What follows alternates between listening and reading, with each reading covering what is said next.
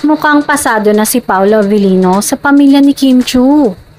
Kumalat na dumalaw na ang aktor sa bahay ng Chinita Princess at naipakilala na ni Kim sa kanyang mga magulang at mga kapatid.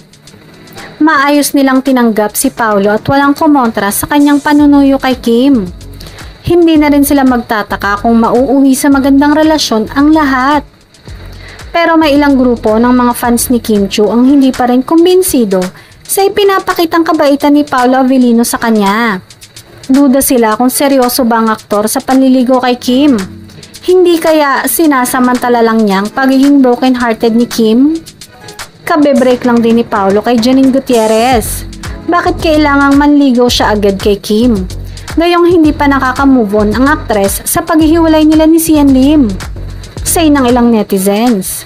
Sana man lang ay pinalipas muna ni Paolo ang taon hanggang sa emotionally ready na uli si Kim upang magmahal.